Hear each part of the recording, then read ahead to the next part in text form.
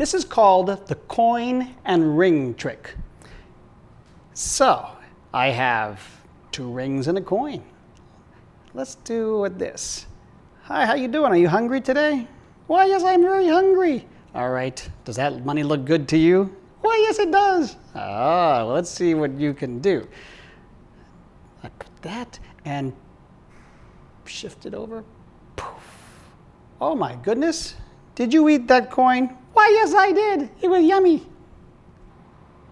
This is the rings and coin trick explanation.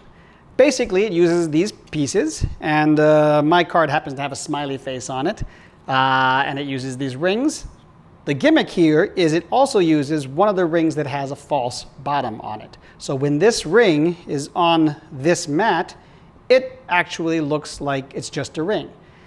You start off the trick with the real ring over the penny, so that people think that this ring is also real.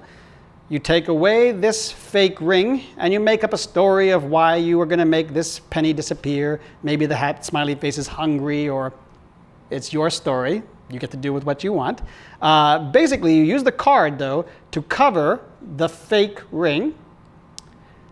And then when you move it over, you're going to put the fake ring down onto the penny, wave the magic wand around, some more distraction and stories. So when you pick up the card, it looks like the penny has disappeared.